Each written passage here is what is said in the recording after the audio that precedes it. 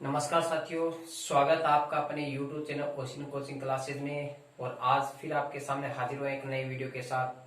इस वीडियो के माध्यम से आपको प्रश्नमाला 3 जो कि बहुपद है वो आपको कराई जाएगी। बहुत सिंपल तरीके से कराऊंगा, यानी कम समय में आपको अधिक चीजें आपको सीखने को आज इस वीडियो में मिलने को है। अब देखिए, बात करते हैं इस प्रश्नमाला की। इस प्रश्नमाला का जो नाम है वो बहुपद है। क्या नाम है इसका? बहुपद। इसको पोलिनोमियल बोलते हैं। क्या बोलते हैं? पोलिनोमियल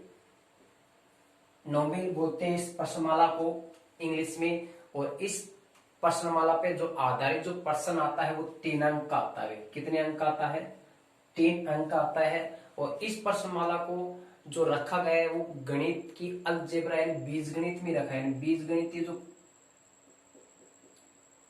किताब होती है यानी बीजगणित में इसको रखा गया बहुपद को। ठीक है, जिस तरह से ट्रिग्नोमेट्री अलग होता है, ज्योमेट्री अलग होता है और बीजगणित अलग होता है, उसके अंतर्गत इसको रखा गया है। यानी बीजगणित वो होती है जिसमें चर और अचर पदों का जिक्र किया जाता है, यानी चर और अचर जैसे शब्दों का उपयोग किया जाता है। यानी आपको इसमें सभी के सभी जो क्वेश्चन होते हैं वो समीकरण पे आधारित होते हैं। समीकरण पे आधारित होते हैं। वो द्विघात का समीकरण हो सकता है, त्रिघात का भी हो सकता है, चतुर्घात का भी हो सकता है।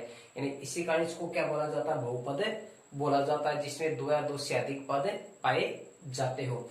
इस समीकरण को हल करने के 2-3 तरीके हैं। आपको प्रश्न 1 लूंगा, यानी समीकरण 1 लूंगा, और प्रश्न आपको जो हल कराऊंगा वो 3-4 प्रकार से आपको हल कराने वाला हूं। आपको बहुत अच्छी तरह से समझ में आएगा और आज सीखने को बहुत कुछ आपको मिलेगा इस वीडियो के माध्यम से। देखिए, आप एक सामान्यतः समीकरण लेता हूं, जैसे 2x² माइनस का 5x प्लस का 3।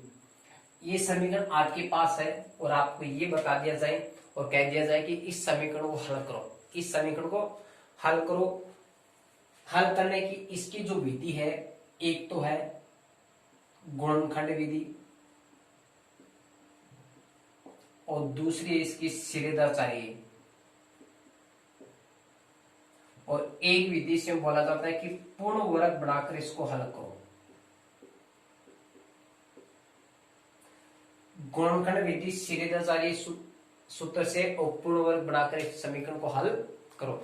समीकरण 1 लूंगा और तीनों विधियों से आपको इस प्रश्न को हल कराऊंगा। अब देखिए, सबसे पहले बात करेंगे हम गुणनखंड विधि। गुणनखंड का मतलब ये होता है कि इनको टुकड़ों में बांट करके इसको हल किया जाता है। और सिद्धाचार्य का इसका सूत्र होता है, देखिएगा। सबसे पहले आपको बता देता हूँ, इस समीकरण का जो व्यापक रूप होता है वो होता है ax² प्लस में bx और प्लस में क्या होता है c, जहां पर a b c क्या होते हैं? अचर पद होते हैं। क्या होते हैं? अचर पद। अचर पद होते हैं काउंटिंग नंबर, यानी क्या होते हैं? काउंटिंग नंबर 1 2 3 4 5, ये क्या होते हैं? अचर पद होते हैं।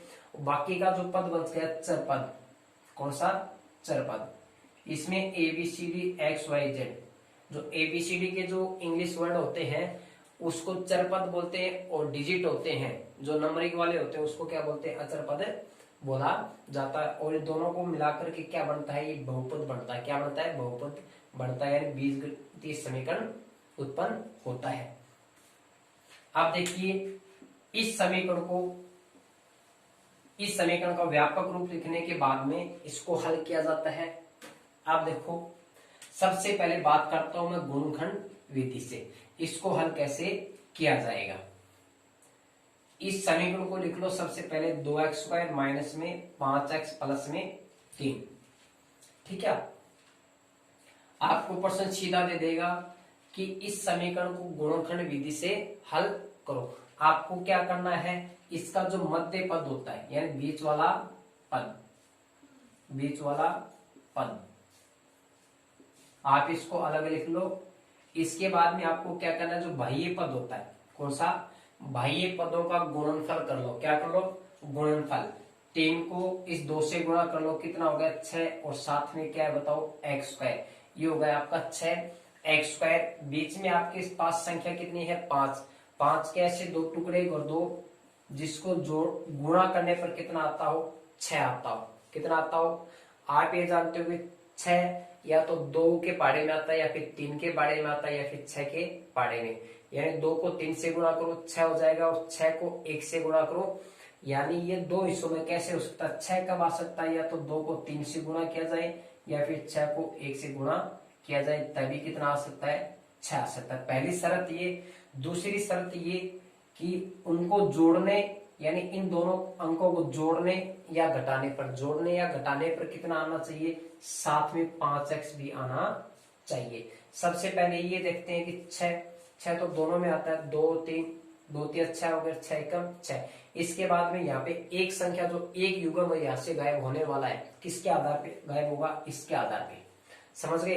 अगर आप क्या करते हो, 6 में से 1 घटाते हो, कितना बचता है, 5। जोड़ते हो तो 7 से तो होगा नहीं। इसके बाद देखो 3 और 2 कितना हो गए, 5 हो गए। 3 और 2 कितना हो गए, 5 हो गए, यानी जोड़ने पर कितना आ रहा है, 5 आ रहा है। लेकिन साथ ही साथ में ये भी देखना होता है कि 5 किसका है, माइनस का है। किसका है बताओ, माइनस का। अगर इन दोनों को क्या ले लिया जाए, माइनस का ले लिया जाए, यानी माइनस के 2 और माइनस के 3 कितने हो गए, माइनस के 5 हो जाते हैं। माइनस के 2 और माइनस के 3 कितने हो जाते हैं, माइनस के 5 हो जाते हैं। इसी के साथ बात करते हैं, देखो माइनस का, अगर कोई बच्चा ये कहे कि सर जी माइनस का तो 6 ले लिया जाए और प्लस का 1 ले लो, तब तो बढ़ता है बात, यानी 1 में से 6, यानी माइनस का 6 और प्लस का 1, ये कितना आ जाएगा, माइनस का 5 आ जाएगा। लेकिन इसको जब गुणा किया जाता तो कितना आता है, माइनस का 6 एकम 6। लेकिन यहाँ पे आपके पास कितना है, ये 6 किसका है, प्लस का है। ये 6 किसका है, प्लस का है, यानी ये यहाँ पे युग्म होगा नहीं। इसका युग्म कौन सा बनेगा, -2 -3 का बनेगा, यानी -2 -3, यानी -2 -3 का मतलब हो गया 2 आम 3 आम।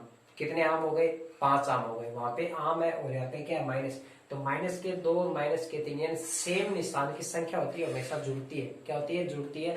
और उससे पहले जो निशान होता है वही लगता है। माइनस का 2 और माइनस का 3 कितना हो जाएगा, माइनस का 5 भी हो गया, और 3 और 2 को गुणा करो, 3 दूनी 6 भी हो गए। माइनस माइनस को जब गुणा किया जाता है प्लस भी हो गया। तो इसका जो टुकड़ा होगा, इसका जो गुणनखंड होगा, -2 -3 का होगा। किसका होगा, -2 -3।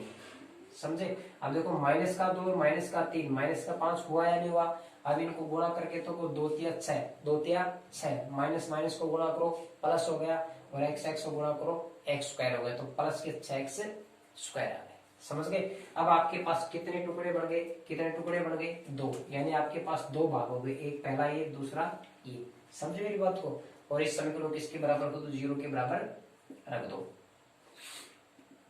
अब देखो एक पद ये है, दूसरा पद ये, इन दो, एक पद में देखो आपको ऐसी चीज ढूंढनी है, ऐसा अंक देखना जो दोनों में कॉमन हो, वो घनिष्ठ हो। इसमें 2 है, इसमें 2, ये बाहर निकल जाएगा।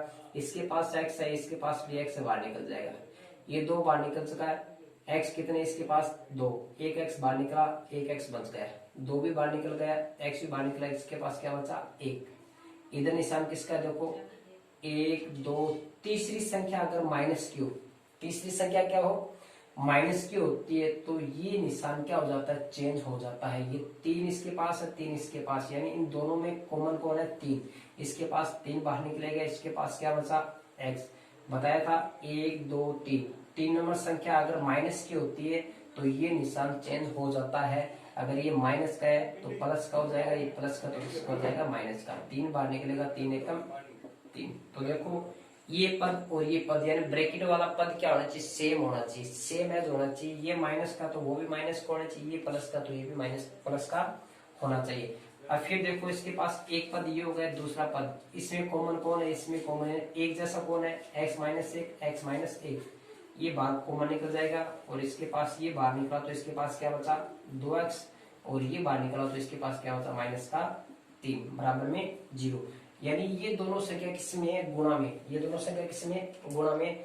ये बराबर में 0 है, ये 0 इसके भी बराबर है और इसके भी बराबर है। इन दोनों पदों को किसके बराबर रख दो, 0 के बराबर रख दो। माइनस का 1 है, किसमें जाएगा, प्लस। एक मान आपके पास x का ये आ जाएगा, दूसरा मान देखो 2x -3 बराबर में 0। सबसे पहले माइनस का 3 है, ये किसमें जाएगा, प्लस में। ये 2x के गुणा में किसमें जाएगा, भाग में, 3 के भाग में। तो आपके पास x के 2 मान आ गए, एक तो 1 आ गया और एक दूसरा मान आ गया आपके पास 3/2। फिर इसके बाद में बात करता हूँ अगली विधि है सीधाचारी सूत्र से आपको इसके मान निकालने। सीधाचारी सूत्र से इसके मान निकालने। पहले तो सामान्यतः आपको बता रहा हूँ कि इसके गुणनखंड यानी इसके मान कैसे निकाले जाते हैं। फिर इसके बाद में बताऊंगा कि सत्यता की जांच कैसे की जाती है, इसके शून्याङ्कों की सत्यता की जांच कैसे की जाती है। सामान्यतः आपको प्रश्न कैसे देगा, निम्नलिखित द्विघात समीकरण की का मान निकालो या फिर निम्नलिखित द्विघात समीकरण के शून्याङ्क निकालो और सत्यता की जांच करो। ठीक है, तो इसके बाद में बात करता हूँ सीधाचारी सूत्र। सीधाचारी सूत्र होता है वो क्या होता है, देखो x is equal to minus b plus minus root b square minus 4ac और अपॉन में क्या होता है 2a होता है। क्या होता है, अपॉन में 2a होता है। जहां पर a b c क्या होते हैं, अचर पद होते हैं। क्या होते हैं, अचर पद। इसका समीकरण का व्यापक रूप लिख लो a x स्क्वायर। इसी समीकरण के जस्ट नीचे आप इसका व्यापक रूप लिख लो, जिससे आपको सावधानी पूर्वक इसके मान का पता चल जाए। देखो एक्स स्क्वायर के सामने एक्स स्क्वायर, आपको तो एबीसी का लेना है। ए के सामने कौन है 2, तो ए का मान आपके पास 2 है। बी के सामने कौन है 5, तो यानी ये माइनस का, तो आपको माइनस का लेना, प्लस का नहीं लेना भी। ये बी का मान आ जाएगा माइनस का 5 और सी का मान आपके पास कितना है 3। और ये तीनों के तीनों मान कहाँ पे करने, उस सूत्र में पुट करने। तो देखो माइनस, ये सूत्र का माइनस है और बी का मान आपके पास कितना माइनस का 5, प्लस माइनस बी का स्क्वायर कर दो। बी का स्क्वायर बोले तो माइनस 5 का स्क्वायर माइनस का 4ac। 4ac ये है गुणा में, ये पूरा का पूरा पोर्शन कितने किसमें, गुणा में। 4a, a का मतलब 2 और c का मतलब 3। इसके मान पुट कर दो, 2 गुणा में a का मान आपके पास कितना है 2। जब इसको हल करते हैं तो क्या आता है, देखो ये माइनस माइनस क्या हो जाएगा प्लस का 5 और माइनस 5 का स्क्वायर, 5 का स्क्वायर 25 हो गया, माइनस का स्क्वायर क्या हो गया प्लस हो गया। ये 4 दूनी 8 और 8 कितने हो गए 24 हो गए। कितने हो गए 24 और 2 को 2 से गुणा कर दो 4 हो गए। इसके बाद में बात करते हैं, देखो ये प्लस का 5 प्लस माइनस और 25 में 24 जाएगा, 1 बचेगा और बटा में कितना हो गया 4। आप ये जानते हो कि 1 का वर्गमूल कितना होता है 1 होता है। कितना होता है 1, तो 5 प्लस माइनस 1 और बटा में 4। तो इसका एक बार मान किस में लेना है, धनात्मक लेना है यानी प्लस में लेना है, और एक बार मान किस में लेना है ऋणात्मक मतलब माइनस में लेना है। तो एक बार जैसे प्लस में लोगे तो 5 प्लस का 1 और बटा में 4 और 6/4, ये 2 से कट जाएगा, 2 3 6 2 दूनी 4। इसके बाद में इसका माइनस में मान ले लो तो कितना आएगा 4 एकम 4। तो एक मान आ गया आपका 1 और एक मान आ गया 3/2। यही मान उसमें आए थे गुणनखंड विधि में। आंसर तो एक ही आना है, विधि चेंज है, आंसर कभी भी चेंज नहीं होगा। यानी समीकरण वही है तो आंसर भी वही आना है। विधि चेंज हो सकती है लेकिन प्रश्न का यानी समीकरण वही है तो उसका आंसर चेंज नहीं होगा। यानी विधि चेंज है। आपको गुणनखंड विधि बता दी, तो दूसरी विधि आपको कौन सी बता दी, सीधाचारी सूत्र से बता दिया। तीसरी विधि आपको बताऊंगा पूर्ण वर्ग बनाकर इसको हल करना है। पूर्ण वर्ग बना करके इस समीकरण को हल करना है, इसके मान निकालने। ठीक है, याद रखिएगा इस समीकरण के मान क्या क्या आने चाहिए, 1 आना चाहिए और 3/2 आना चाहिए। अब देखिए पूर्ण वर्ग विधि से इसको कैसे हल किया जाता है। दो चीज आपको समझने द्वारा से उस स्थान को सिलेक्ट करके आप रोक करके वीडियो को स्क्रीनशॉट ले सकते हो। ये मान यहाँ पे रख देता हूँ 3/2 और 1, या तो फिर आप याद रखो या फिर अलग ले लो इसको। यानी इसका मान क्या आना चाहिए 3/2 और 1, ये 2 मान आना चाहिए। अब देखो पूर्ण वर्ग विधि किस तरह से आपको करना है। आपको क्या करना है कि पूर्ण वर्ग का मतलब होता है यहाँ पे जो एक्स स्क्वायर का जो पद दिख रहा है ना, एक्स स्क्वायर का पद, और इसके जो गुणा में जो संख्या मिल रही है जिसको इसका गुणांक बोलते हैं, एक्स स्क्वायर का गुणांक, वो संख्या पूर्ण वर्ग होनी चाहिए। अगर पूर्ण वर्ग नहीं है तो उसको बनाओ, या तो बनानी पड़ती है या उसको वहां से हटाना पड़ता है। क्यों हटाना पड़ता है? क्योंकि एक्स स्क्वायर पहले से क्या है? पूर्ण वर्ग संख्या, यानी किसी संख्या का स्क्वायर करना क्या हो जाता है? वो संख्या पूर्ण वर्ग बन जाती है। किसी संख्या का आप स्क्वायर कर दो, वो संख्या क्या बन जाएगी? पूर्ण वर्ग बन जाएगी। तो एक्स स्क्वायर तो अपने आप में पहले से क्या पूर्ण वर्ग है, और इसके गुणा में कोई संख्या पहले से पूर्ण वर्ग है तो ठीक है। अगर नहीं है तो उसको पूर्ण वर्ग बना दो, या फिर वहां से उस संख्या को हटा दो, ठीक है। या फिर एक काम करो, आपको सामने से सीधा सा तरीका बताता हूँ। एक्स स्क्वायर में जो भी आपको अंक मिले, एक्स स्क्वायर के गुणा में आपको जो भी अंक मिले, उसी अंक का पूरी समीकरण में भाग लगा दो। क्या कर दो? उसी अंक का पूरी समीकरण में भाग लगा दो। तो एक्स स्क्वायर के गुणा में कौन है? 2। इस 2 का क्या कर दो? यहाँ पर भी भाग लगा दो, यहाँ पर भी भाग लगा दो, यहाँ पर भी भाग लगा दो। अब देखो क्या करेंगे, एक्स स्क्वायर के जो गुणा में है उस संख्या क्या कर दो? समीकरण में 2 का भाग देने पर, तो जैसे 2 का भाग लगाओ, यहाँ से 2 से 2 कट जाएगा, आपके पास एक्स स्क्वायर बचा, और यहाँ पे 2 का भाग लगाओगे तो 2 का भाग जाएगा नहीं 5 में, 5/2 हो जाएगा, और ये प्लस का 3/2 बराबर में 0। इसके बाद में आपको क्या करना है कि एक्स वाला जो पोर्शन है, एक्स वाला जो पार्ट है वो तो आपको लेफ्ट में रखना है, और बगैर एक्स वाला यानी अचर पद आपको आगे ले जाना है, ठीक है। तो देखिएगा एक्स स्क्वायर -5/2x, और ये प्लस का 3 है, ये माइनस का 3/2 हो जाएगा। इसके बाद में आपको क्या देखना है कि x का गुणांक, किसका? x का गुणांक। तो बताओ x का गुणांक कौन है? 5/2 में x का गुणांक कौन है? 5/2। देख लो x के गुणा में कौन है? 5/2। x का गुणा 5/2 का आधा लेना है। क्या लेना है? किसी संख्या का आधा का मतलब होता है कि उसको 1/2 से गुणा कर दो। तो 5/2 को किससे गुणा कर दो? 1/2। तो ये हो गया 5 एकम 5 और 2 दूनी 4, यानी ये हो गया 5/4 हो गया। क्या हो गया? 5/4। आधे को दोनों पक्षों में जोड़ने पर, दोनों पक्षों मतलब ये वाम पक्ष और ये दाएं पक्ष, दोनों में क्या कर दो? 5/2 का आधा कितना हुआ था? 5/4 हुआ था। यानी दोनों पक्षों में, सॉरी, दोनों पक्षों में उसके वर्ग को जोड़ना है। किसको जोड़ना है? 5/2 का आधा होता है, उस आधे को दोनों पक्षों में, आधे के वर्ग को, आधे के। तो देखो आपको क्या करना है, x का गुणांक 5/2 का, x का गुणांक 5/2 का आधा, 5/2 का आधा क्या हो गया? 5/4, और उसका वर्ग, उसका वर्ग दोनों पक्षों में जोड़ने पर, क्या करने पर? तो 5/2 का आधा कितना हो गया? 5/4, और इसका वर्ग करोगे तो 5 का स्क्वायर 25 हो गया, 4 का स्क्वायर कितना होगा? 16 हो गया। इसको क्या करना, आपको दोनों पक्षों में जोड़ना है।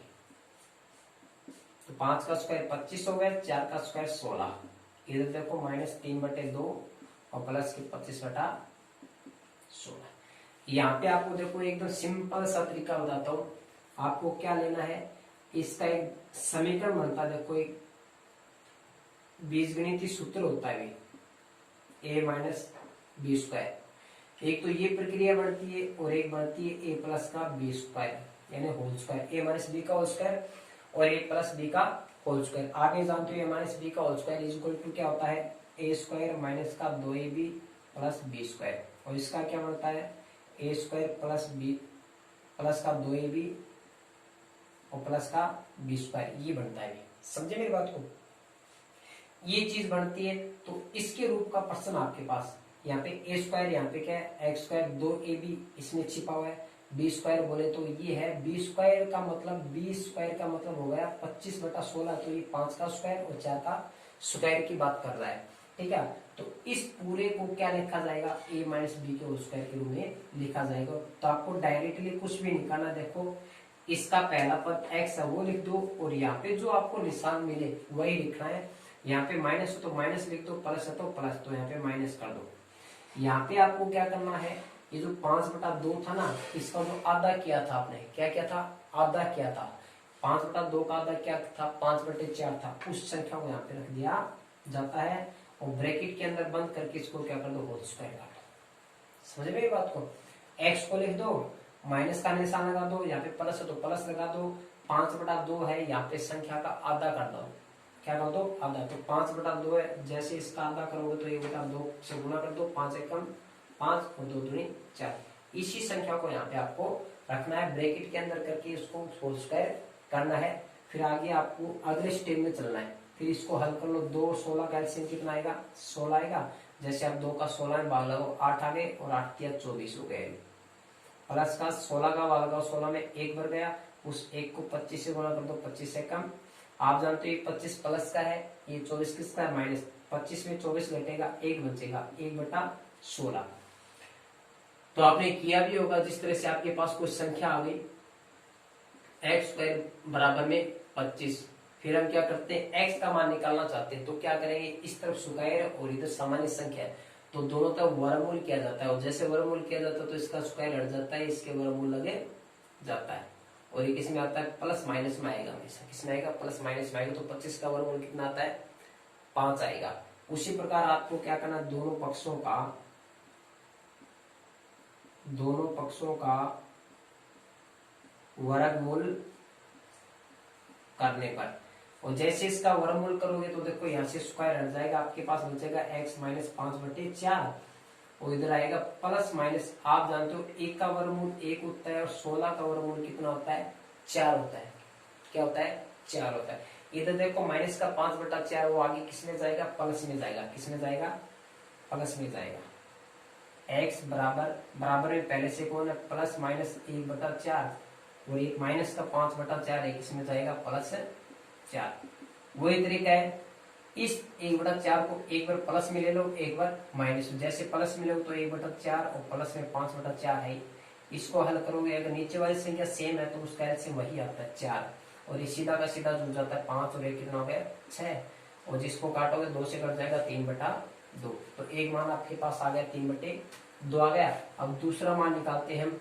दूसरा मान कैसे निकालोगे, देखो अभी पहले प्लस लिया, अब ये माइनस का ले लो, 1/4 और प्लस 5/4 वही है। ये माइनस का 1 आ जाएगा और प्लस का 5, 5 में से 1 गया, 4 बचेगा और 4 में 4 का भाग लगाओ कितना आएगा, 1। तो इसका आंसर क्या आ जाएगा, 4/4 में भाग लगाओ तो कितना आएगा, 1 आ जाएगा। कितना आ जाएगा, 1 आ जाएगा। ठीक है।